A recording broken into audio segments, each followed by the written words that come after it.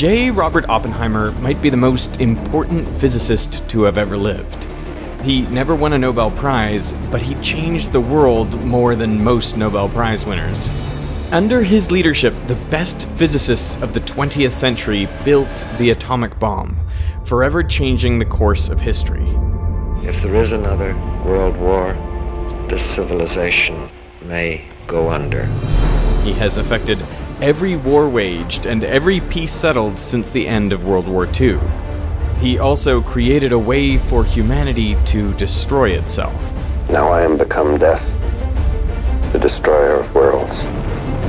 This video is about how to build an atomic bomb, the life of Oppenheimer, and why serious scientists were worried about the explosion setting fire to the atmosphere, ending all life on Earth. Part of this video is brought to you by Ren. When J. Robert Oppenheimer was 21, he placed an apple laced with toxic chemicals on the desk of his physics tutor.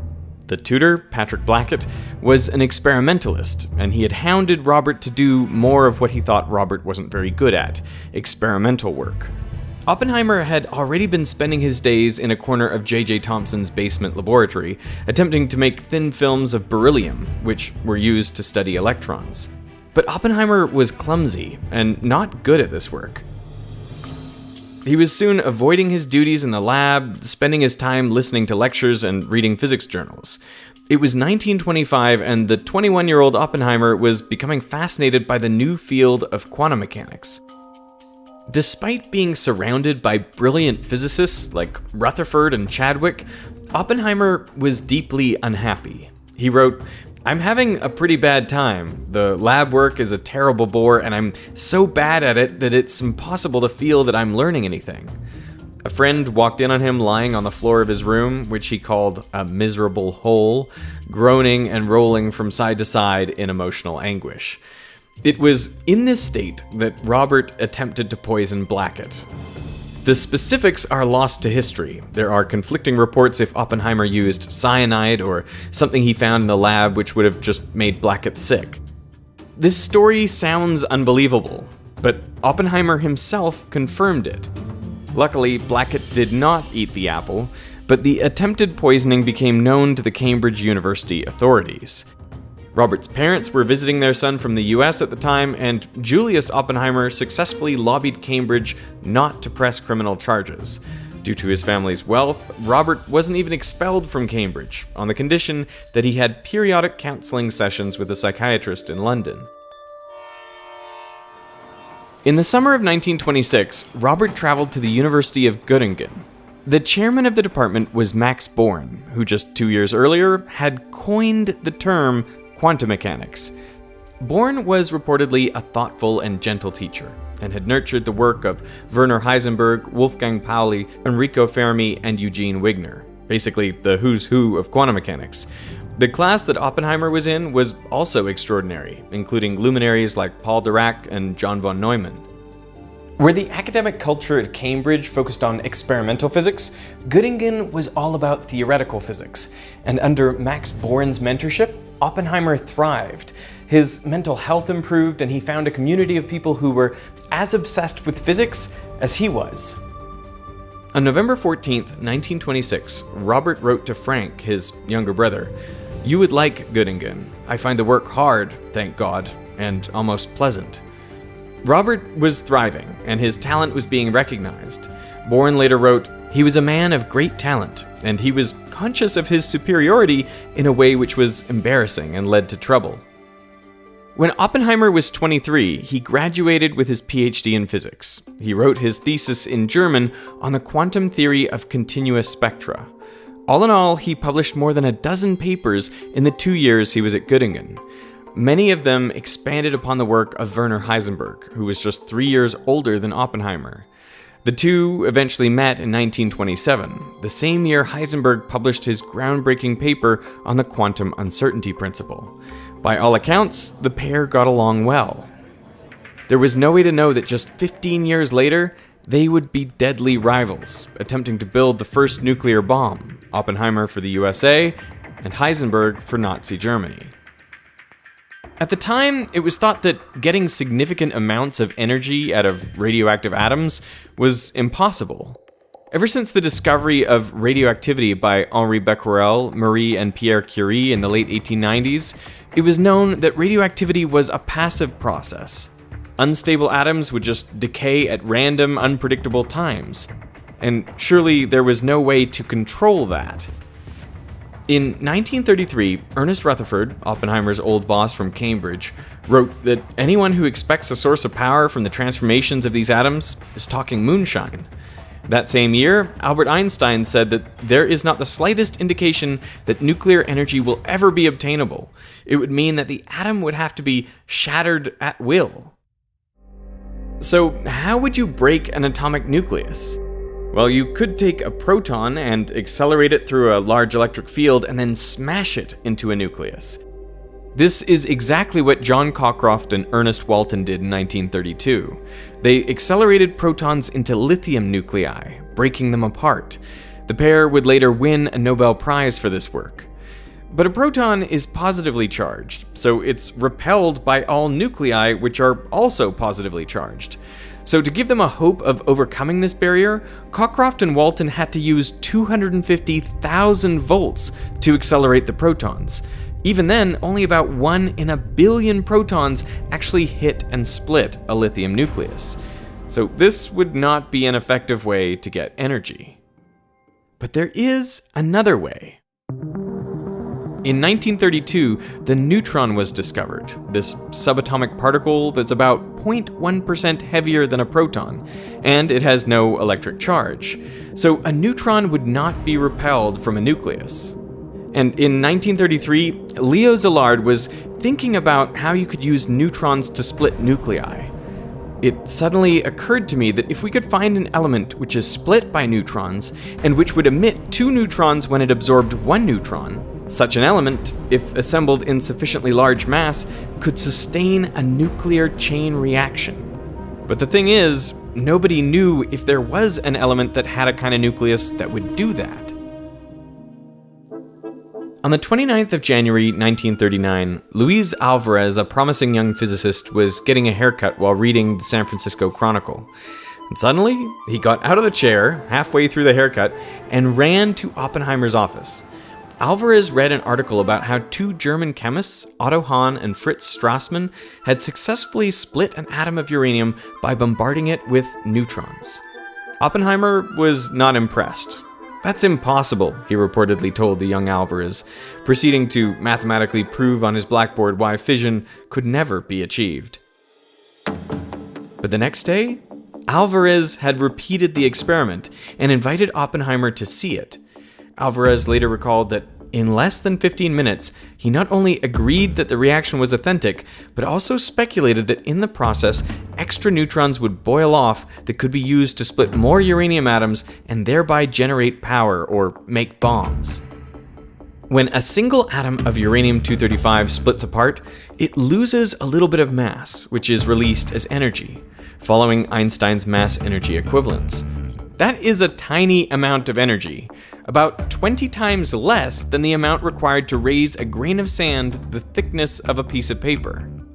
But atoms are also tiny. In a 1 kilogram lump of uranium, there are about a trillion atoms, so the energy quickly adds up. Soon, almost everyone was convinced. In August of 1939, Einstein, who just 6 years earlier believed that nuclear bombs were impossible, signed his name to a letter addressed to President Franklin Roosevelt. The letter, actually written by Szilard, warned Roosevelt of the possibility of nuclear weapons. It also pointed out that Germany had access to uranium from the mines in Czechoslovakia, which was recently taken over by the Nazis. Roosevelt began an informal uranium committee to discuss this topic, but then for 2 years, nothing happened. In 1941, Roosevelt upgraded the informal uranium committee to the S1 committee, which would report directly to the White House. The explicit goal was to develop an atomic bomb, and in May 1942, Oppenheimer was hired onto the committee to be the coordinator of rapid rupture. So why was he selected? Well, after completing his PhD, Oppenheimer became a physics professor, first at UC Berkeley and then at Caltech. The brilliance he had shown under Max Born's tutelage didn't fade. Indeed, it blossomed into a remarkable but strange physics career. In the 15 years after finishing his PhD, Oppenheimer made important contributions to everything from nuclear physics to quantum field theory and even astrophysics. He had a number of Nobel Prize-winning ideas. One of his students, Willis Lamb, became a Nobel laureate, but Oppenheimer himself was nominated 3 times but never actually won the Nobel Prize. When asked why he thought that Oppenheimer never won the Nobel Prize, Murray Gell-Mann said that he didn't have Sitzfleisch, a German word that translates to sitting flesh, the ability to sit down in a chair for a long time and do the hard work. He never wrote a long paper or did a long calculation. He didn't have the patience for that. Wolfgang Pauli also said, his ideas are very good, but his calculations are always wrong. But Oppenheimer was amazing with people. He was a natural and charismatic leader. And this combination, his charisma and his ability to generate great ideas, would serve him well in the next phase of his life.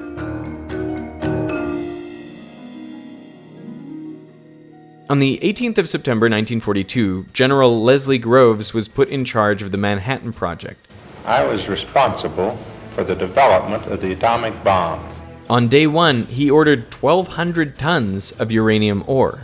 The next day, he ordered to buy the Oak Ridge site, where the ore would be refined. The next month, in a surprising move, he chose Oppenheimer to be the science director of the soon-to-be-established Los Alamos Laboratory. Oppenheimer had just been selected to be the chief architect of the atomic bomb. The military establishment had concerns.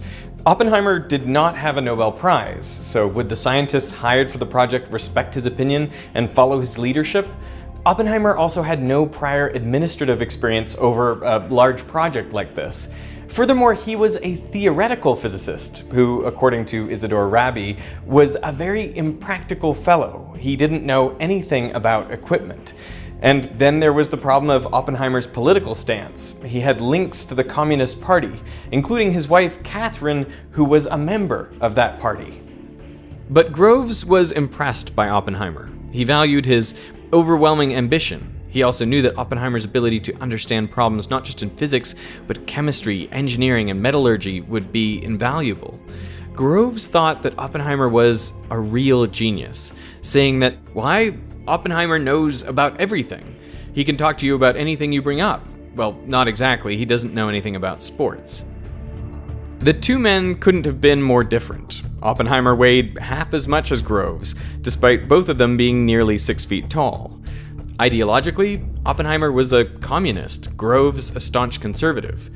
But Groves was convinced that Oppenheimer would be the person that would build the atomic bomb before the Nazis, and that was all that mattered. Isidore Rabi later commented that hiring Oppenheimer for this role was a real stroke of genius on the part of General Groves, who was not generally considered to be a genius. The Manhattan Project needed a location, somewhere isolated to keep the project secret, safe from enemy attack, and while no one wanted to admit it, somewhere that was sparsely populated just in case there was an accident.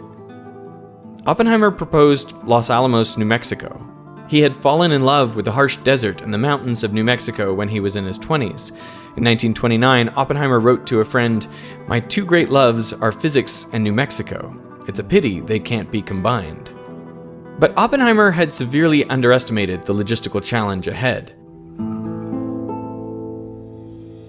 In 1943, Oppenheimer estimated that he'd need about 6 scientists, supported by a handful of engineers and technicians to make a bomb. He was off by 2 orders of magnitude. 764 scientists would end up working for the Manhattan Project, 302 of which would work at the Los Alamos site. Over 600,000 people in total were involved with the making of the atomic bomb. By this point, making the atom bomb didn't seem impossible, it seemed likely. On the 2nd of December 1942, a team of physicists at the University of Chicago, led by Enrico Fermi, created the world's first artificial nuclear reactor, Pile 1. It consisted of 45 tons of uranium and uranium oxide and 330 tons of graphite blocks. Horrifyingly enough, it was located under the stands of the football field. It generated about half a watt of power. And if you can make a nuclear power plant, you can make a bomb. The only real difference between the two is how many neutrons hit the next atom, causing it to split and release more neutrons. If on average that number is 1, there will be a stable, self-sustaining chain reaction, but it won't grow. If it's less than 1, the reaction will die down. And if it's more than 1, the reaction will grow. This is known as the multiplication factor, K. Nuclear reactions are similar to pandemics in this way. The simplest way to make a nuclear bomb is to get enough fissile material close together that it creates a runaway chain reaction. That amount is known as the critical mass. With uranium-235, you need about 52 kilograms, forming a sphere with a diameter of 17 centimeters. If you use plutonium-239, the critical mass is much smaller, only around 10 kilograms, which would create a sphere only 10 centimeters wide. For the first few years, the scientists worked on a bomb with a gun-type design. Inside a gun-type bomb, you have 2 slabs of uranium-235, both of which are below the critical mass. Then, using a conventional explosive like cordite, you rapidly fire one towards the other, so the combined mass is higher than the critical mass. When the uranium bullet is about 25 centimeters away, the nuclear chain reaction begins, resulting in an atomic explosion. Despite the simple design, it is not very efficient. Only a small percentage of the uranium undergoes fission, so the total yield of the bomb is much smaller. You also run into some unexpected problems, like how do you make sure the uranium slides smoothly through the barrel?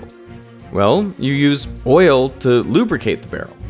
But all the synthetic oils the scientists tried would dry up.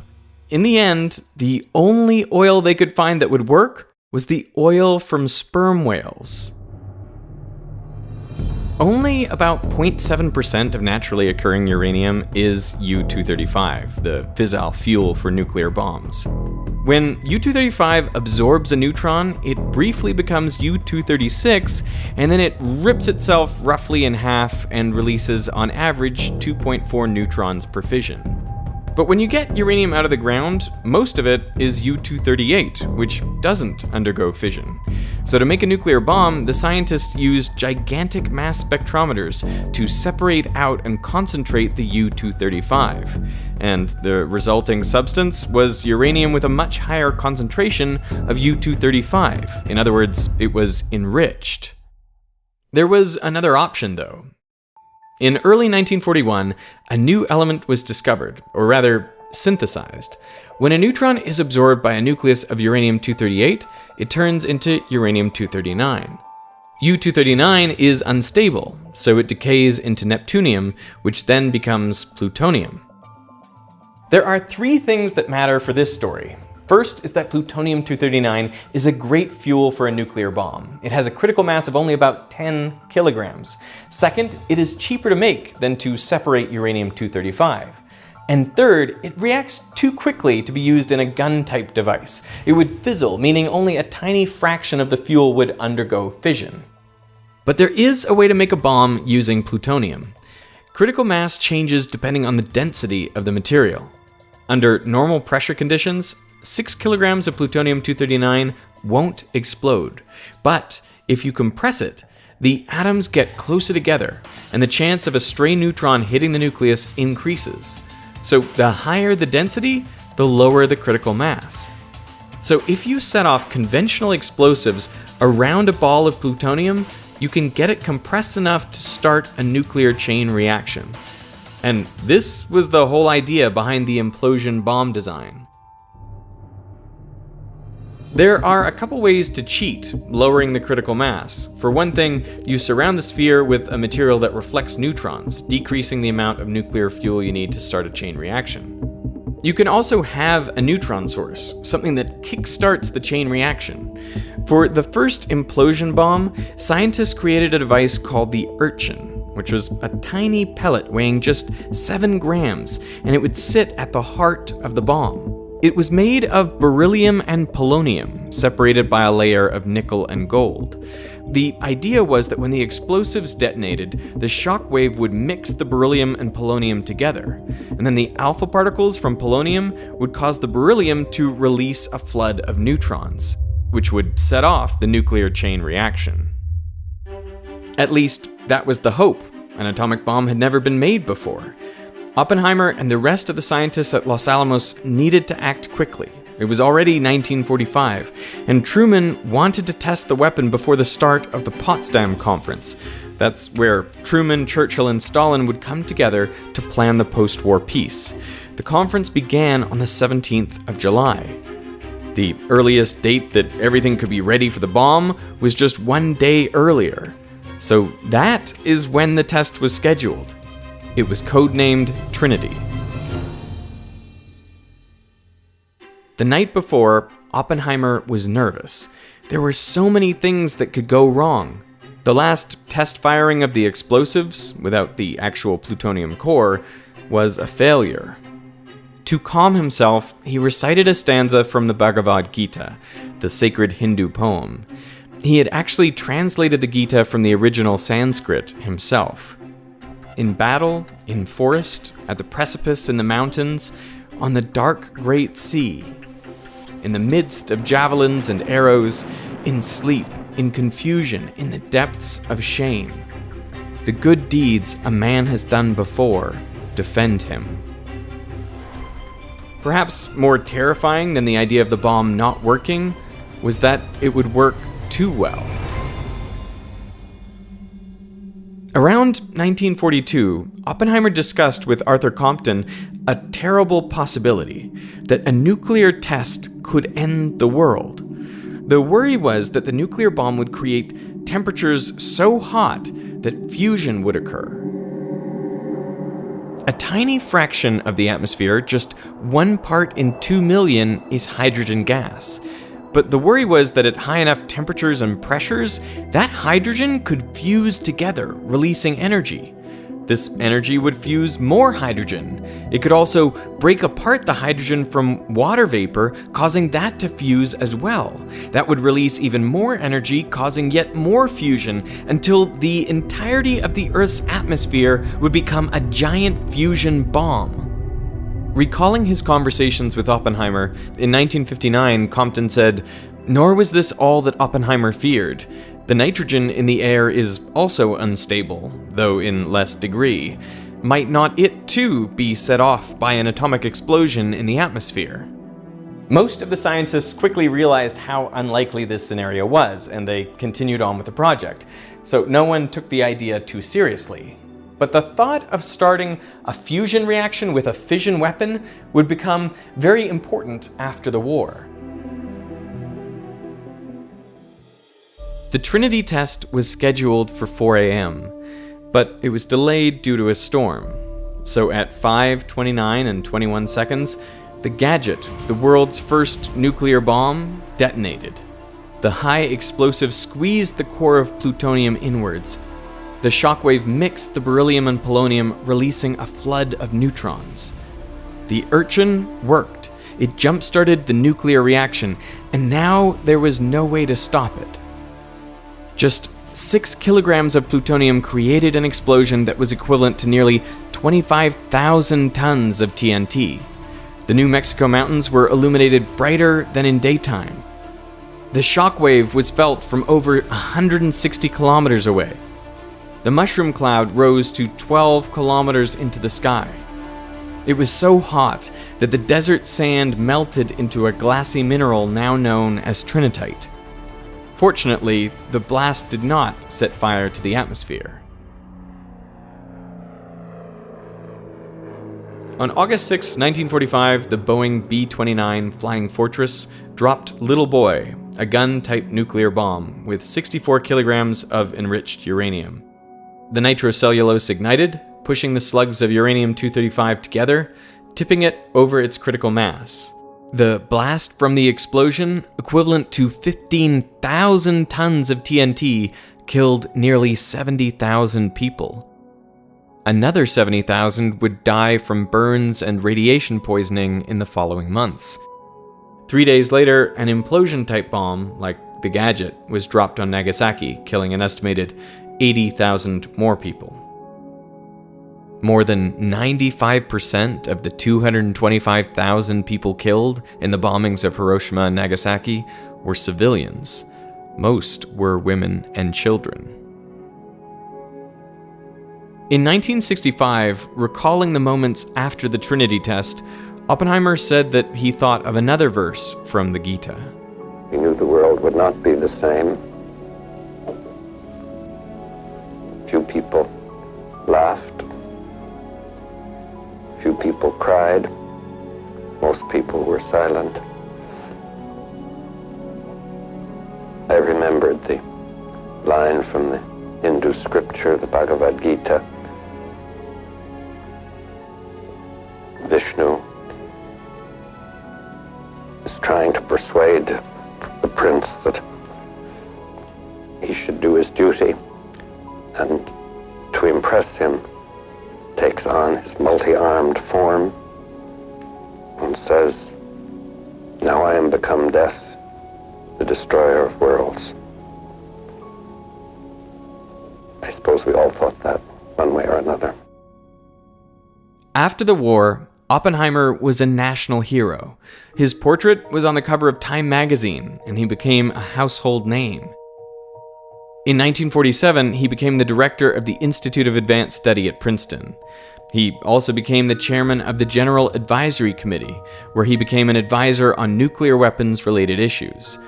He used his position to argue for arms control. In August 1949, the Soviet Union tested their first atomic weapon.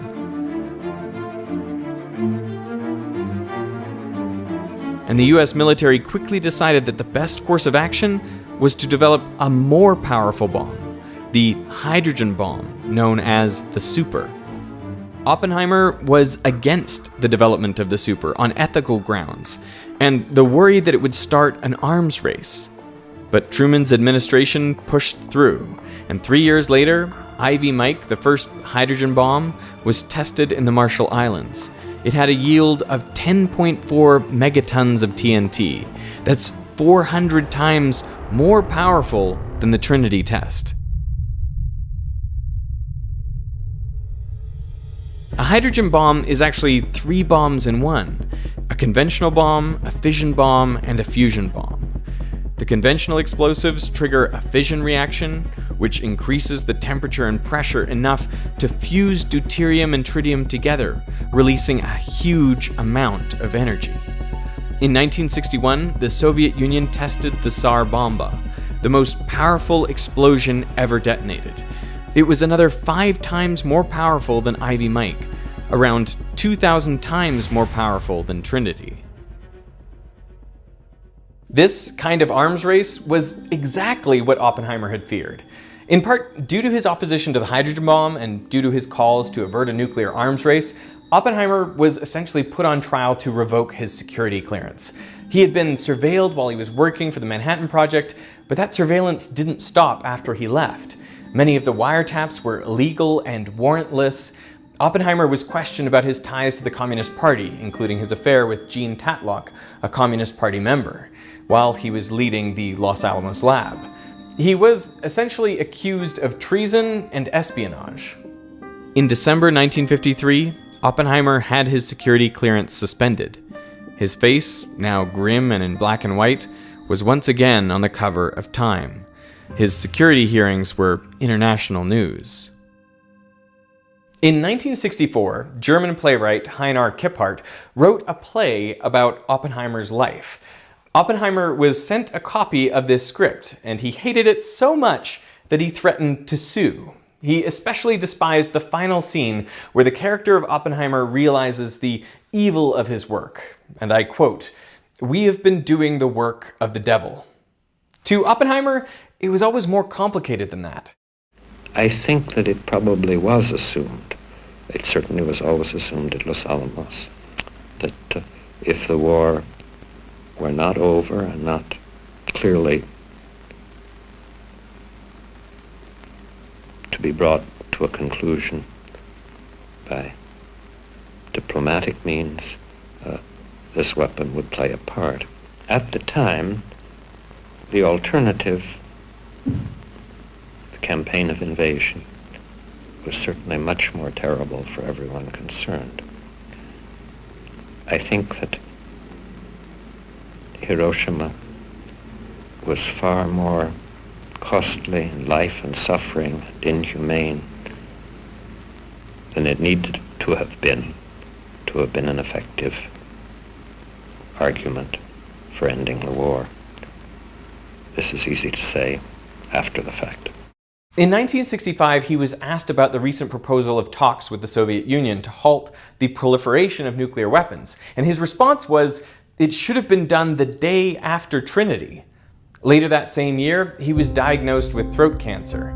He was a lifelong smoker, and he died on the 18th of February, 1967, aged 62.